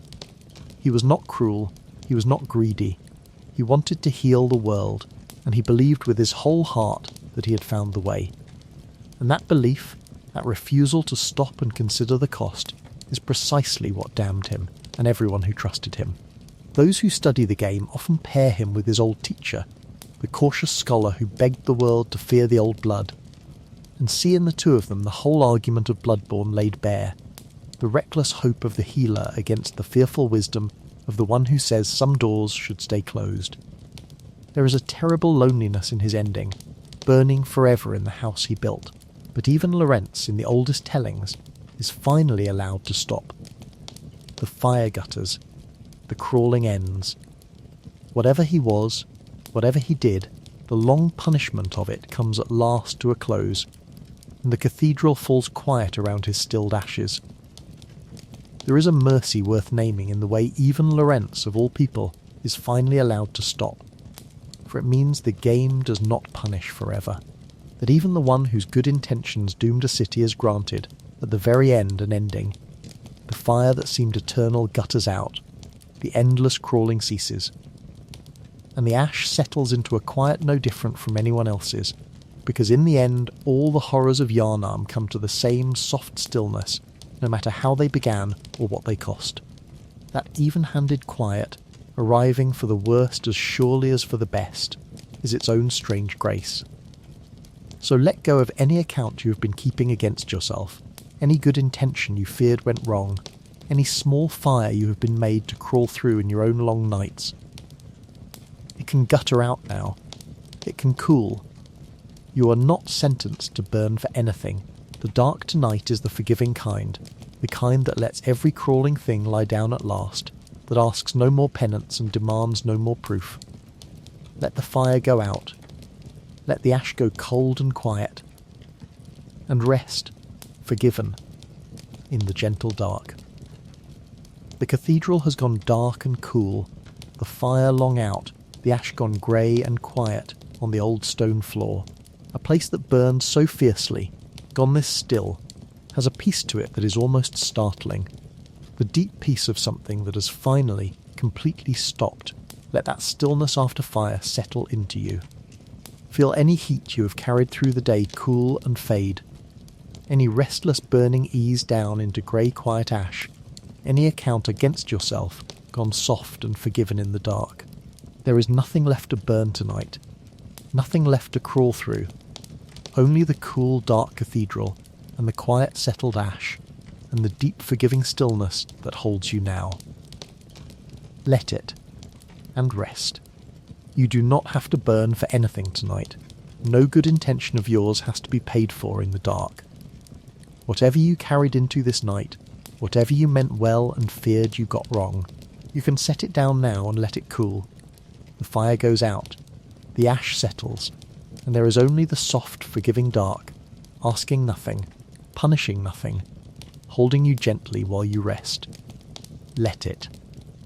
Rest, Yharnam, Pthumerian Queen, descend to the very bottom of the ancient labyrinths, past the bloodletting beast, past halls no living person has walked in an age, and you come at last to a throne room where a single figure sits in perfect stillness. She is beautiful and sorrowful, and she is weeping blood. This is Yharnam, Pthumerian Queen, and the city itself was named for her. She is not a beast. She is not loud or vast. She is a slender woman in a dark veil, seated upon her throne at the heart of the oldest civilization beneath the world, and when she rises to face you, she moves with a mournful grace, calling up pools and columns of blood from the stone. There is nothing monstrous in her appearance. There is only grief, ancient and unbroken, the grief of a queen who lost everything so long ago that her sorrow has become the foundation the whole city stands upon. Her story is one of the deepest and most tender in all the game, and much of it is spoken only in fragments, so those who study it hold it gently. Long ago, the Pthumerians, an old and powerful people, made contact with a Great One, and their queen bore a child touched by the cosmos. That child, and the sorrow that surrounded it, echoes forward through the ages into the crying infant Murgo, into the yearning of the Great Ones for children, into the whole long tragedy of Yharnam. Queen Yharnam is where it begins. She is the first mother in the game's great chain of grief, weeping blood upon her throne while, far above and long after, a city carries her name without ever knowing why. That is what makes her so haunting. She is not a threat to be feared, but a sorrow to be witnessed. Everything terrible that unfolds across Bloodborne, the beasts, the blood, the reaching and the failing and the loss, all of it flows in some way from that first cosmic contact and the grief it planted in an ancient queen. And she is still here, at the very bottom of everything, still mourning, as though her sorrow has never once let up across all the centuries the labyrinth has held her. To meet her is to feel the whole weight of the game's sadness gathered into one quiet, weeping figure. And yet there is a strange peace in her stillness, a sense of an ending long since arrived, of a grief so old it has become simply part of the world, no longer sharp, only deep. She does not rage against her loss. She sits with it, and holds it, and lets it be. Sit a moment more with the strange calm of her sorrow, because it holds a truth worth carrying into sleep. Grief, when it is very old, does not stay sharp. It wears smooth, like a stone in a river, until it becomes simply part of the shape of things, no longer cutting, only deep. The queen does not thrash against her loss. She sits with it, holds it, lets it be, and in that holding there is a quiet that is almost peace. The peace of a sorrow so long carried that it has become as steady and bearable as breathing. Whatever you carry tonight can grow that quiet too. It does not have to stay sharp. It can settle and soften and sink down into the deep still water of you until it is only a distant part of the landscape, and you can rest above it, untroubled, the way the sleeping city rests above its weeping queen without ever feeling the weight of her. Let the old grief go smooth and far, let the throne room dim, and let yourself sink, slow and unafraid, into deep and quiet water, and rest. The throne room lies dim and silent at the bottom of everything, the weeping queen gone still upon her seat. Her ancient sorrow settled into a quiet as deep and steady as still water in a sealed cavern. There is a strange peace in a grief grown that old, that smooth, that far below. Feel your own cares sinking that deep now, down past the reach of sharpness, into a still dark water where nothing cuts and nothing stirs. You rest above it all, high and safe, the way the sleeping city rests above its buried queen, feeling none of her weight. Let the throne room dim to nothing. Let the deep water close soft and dark over every worry, and sink, slow and unafraid, into rest. You can let your own burdens grow that quiet tonight. Whatever weighs on you does not have to be sharp forever. It can soften and settle and sink down until it is only a distant part of the landscape. And you can rest above it, unhurried, unafraid. The old queen keeps her long vigil far below and asks nothing of you. Let her keep it. Let yourself go quiet and deep and still. Rest, the orphan of Kos, on a grey shore at the edge of a hunter's nightmare, beneath a stormy sky. Beside the vast washed-up body of a dead god, something is born screaming. This is the orphan of Kos, and of all the horrors in Bloodborne, this is the one that hunters speak of last, and most quietly, because it is both the most frightening and the most heartbreaking of them all. To understand it, you have to know about Kos. Kos was a great one, a vast cosmic being whose enormous corpse lies rotting on that lonely shore, washed up long ago and found by the scholars of Bergenworth. Those scholars, hungry for the secrets of the cosmos, cut into her. They experimented on her. And Kos was pregnant. Within her was a child, an orphan before it was ever truly born, and when it finally comes into the world on that grey beach it comes wailing, alone, its mother dead around it, into a storm. The orphan is a thin, pale, contorted figure, moving with a terrible jerking speed, wielding a weapon that looks like a piece of its own dead mother, and shrieking, always shrieking, a raw newborn cry twisted into something dreadful. In the second phase of the fight it sprouts wings and calls down lightning from the storm, and it becomes one of the most ferocious things you will ever face. But underneath all that fury is the simplest and saddest fact in the game. It is a baby. A newborn, torn into a hostile world, its mother killed and defiled by curious men, screaming because that is the only thing a grieving infant knows how to do. Those who study Bloodborne believe the orphan is the beating heart of the whole story, the source of a curse that haunts hunters across the entire game. The scholars wronged Kos, and Kos, or her orphan, cursed them for it, and that curse is the nightmare the hunters are trapped in, the price of a crime committed against a mother and her child on a forgotten beach.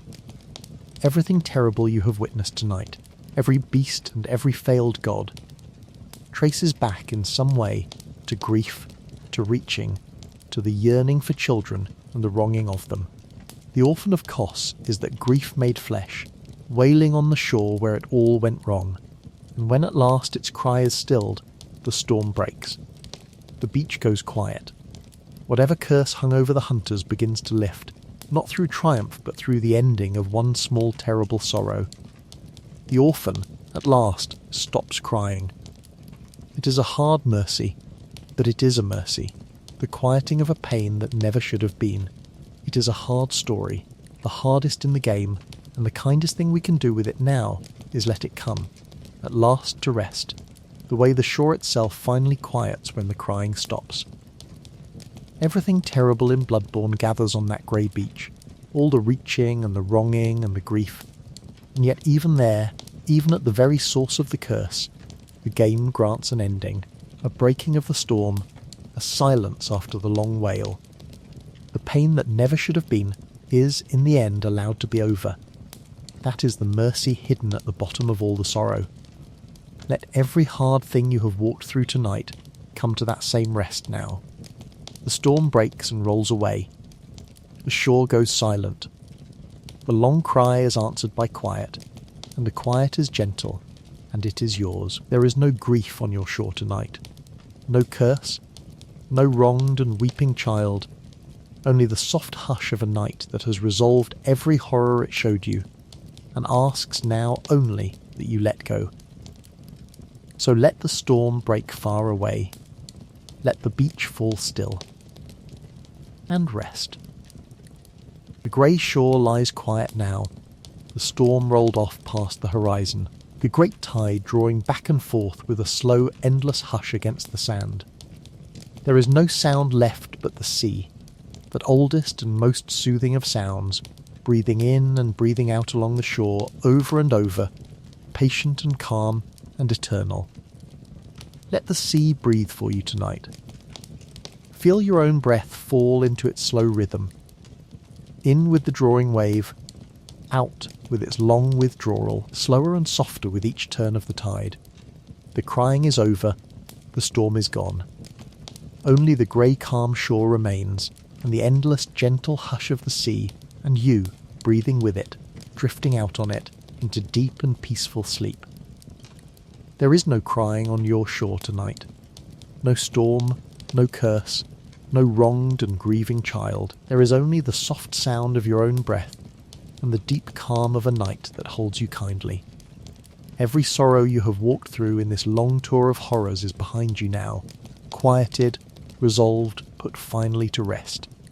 Let the storm break far away, let the beach fall silent, and let yourself, at last, be still. Rest. The moon presence. We have come to the end of the night, and to the last thing, the presence that has hung over everything from the very beginning, felt but rarely seen. High above the hunter's dream, above all the beasts and all the blood, there watches the pale being that set this whole long night in motion. The moon presence. It is a strange, sorrowful shape, pale and drifting, with long trailing limbs and a face that is not quite a face, descending from a great red moon when at last it chooses to appear. It does not rampage, it does not roar, it comes down slowly, almost gently, and there is in its every movement a quality less of menace than of longing. The moon presence is a great one, and like so many of the great ones, its story, in the end, is a story of loss and of a yearning for something it can never quite hold. Here is the lore, as plainly as the game allows, and it is quietly debated at every turn, so hold it lightly. The moon presence is believed to be the being that created the hunter's dream, the safe way station where hunters are restored through the night. It bound the old hunter Yharnam to that dream, keeping him there across untold years as a caretaker, a servant, a prisoner of its will. Many who study the game believe the moon presence is lonely, that it made the dream and kept Yharnam as a companion, a surrogate, a child of sorts, because like all the great ones it aches for a bond it cannot truly form. Its horror and its sorrow are the same thing. It holds too tightly to what little it has, because it has lost so much. To face it at one of the game's endings is to refuse to remain its captive, to reject the comfortable dream and the endless servitude it offers. And in the deepest ending, defeating the moon presence lets a hunter slip free of the entire cycle, not to die and not to serve, but to become something new, to escape the dream altogether. The pale being that ruled the night is undone, and the long imprisonment it maintained finally ends, for Yharnam and for you. That is the note our night ends on. Not a monster overcome, but a cycle broken, a dream released, a long captivity finally allowed to end. The red moon fades, the pale presence drifts away into the dark from which it came, and the dream, at last, lets its dreamers go, gently, into whatever comes next. There is a rightness to ending on a release rather than a victory, because release is the truer shape of sleep. You do not conquer your way into rest. You are let go into it, the way the dream finally lets its dreamers go, the long holding loosened, the cycle quietly broken, the sleeper set free to drift wherever the night carries them. The pale presence loosens its grip, the endless dream opens its hands, and everything that was held too tightly is allowed at last to simply float away, unbound and unafraid, into whatever soft dark comes next. Let yourself be loosed like that now. Nothing holds you here, no dream keeps you, no presence watches, no cycle turns that you must break. You are free, entirely free, to sink into sleep at your own gentle pace, owing nothing, guarding nothing, kept by nothing but the ordinary kindness of the dark. The red moon fades, the pale shape drifts away, the dream opens its hands, and you drift down, easy and unhurried and free, all the way into deep and peaceful rest. The red moon has faded from the sky, and the dream has dimmed and thinned around you until it is only the softest dark, weightless and open and kind. There is nothing holding you now, no dream, no watcher, no cycle turning. You are as free as anything in this world ever gets to be, free to drift, free to sink, free to let go of the very last thing and fall gently into sleep. Feel that freedom as a loosening of everything at once, every held thing released, every tie undone, your whole self set adrift on a warm dark tide, with nowhere it must go. The dream opens its hands, the dark grows soft and deep, and you drift down, free and unhurried and calm, all the way into rest. You are free of it too. There is no presence watching over your rest tonight but the ordinary kindness of the dark. Nothing holds you here against your will. You may sink into sleep freely, easily, released from every horror we have walked through, owing nothing to anyone, kept by nothing but the soft quiet of the night. Let the moon fade, let the dream release you, and drift, gently, all the way down. Rest, good night. And so we have walked the whole long night together, from the beasts loping through the cobbled streets, down through the hidden villages and the moonlit lakes, into the deep tombs and the far nightmares, all the way to the pale presence above the dream. We have looked at the most terrifying creatures of Yharnam, one by one, and we have seen that nearly every one of them, underneath the horror, was a story of loss, a neighbour who only wanted to be well, a father who remembered a lullaby, a mother weeping on an ancient throne, a child crying on a lonely shore. The monsters of Bloodborne are frightening, but they are also, almost all of them, sorrowful, and there is a strange comfort in that, in knowing that even the worst horrors of that world were once something that hurt, and could finally be laid to rest. And now they are. Every one of them is behind you now, quiet, settled, resolved. The beasts have wandered off into the fog. The cosmic horrors have drifted back beyond the veil. The nightmares have thinned to nothing, and the dream has let its dreamers go. There is nothing left in the dark tonight that means you any harm. The whole vast, frightening world of Yharnam has gone still, and you are far away from all of it, warm and safe and held. So let your breathing slow. Let your thoughts grow soft and far apart. Let the last images of the night blur gently and fade. The lamplight, the fog, the moon over the rooftops, all of it dimming now, all of it letting you go. You do not have to hold on to any of it. You do not have to fear any of it. You only have to rest. There is no more walking to do tonight, no more streets to cross, no more villages to pass through, no more tombs to descend into or nightmares to wake from. The whole long journey is finished, and you can lay it down, every step of it, and simply be still. Feel how heavy and warm your body has grown, sinking into the soft place where you lie, held by the quiet, asking nothing of you. Let your feet grow heavy, and your legs and your hands where they rest. Let your shoulders drop the last of their weight. Let your breathing fall into its own slow, easy rhythm, without your help. In and out, and softer and slower still. If any thought drifts up out of the dark, some beast, some sorrow, some worry from the day, let it drift right on past like fog moving through an empty street, touching nothing, changing nothing, sliding away into the quiet. You do not have to follow it. You do not have to hold it. You can let each thought loosen and float off the moment it appears, until fewer and fewer of them come, and the spaces between them grow wide and soft and dark, and there is more quiet than thought, and then more quiet still. Everything in Yharnam has settled into its own long rest, and you are settling with it. The lamps have burned down low. The fog lies soft and silver over the sleeping rooftops. The moon has slipped behind the clouds, and even it seems to be resting now, its pale light gone gentle and dim. The bells are silent. The streets are empty. The whole vast frightening world you walk through tonight has gone quiet and kind and still, every horror in it laid down and soothed, and none of it can reach you, and none of it ever needed to. It was only ever a story, told softly, to carry you here, to the edge of sleep, where you are safe. The city sleeps, the beasts sleep, the great ones sleep, far away and long ago, and now it is your turn.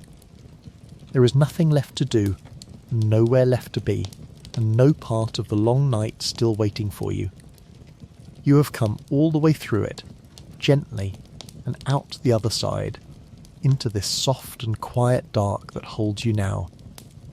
Let your breathing go on slowing, all on its own. Let the warmth spread through you, heavy and kind. Let the last thread of waking thought grow thin and thinner, and finally let it go entirely, without reaching after it, without minding at all. Close your eyes and let the quiet take you, and drift down, easy and unhurried, into a deep and peaceful sleep. I will stay here in the dark a while longer, so you need not hold on to anything. You are safe. You are warm. You can rest now, all the way down, for as long as the night lasts. Good night.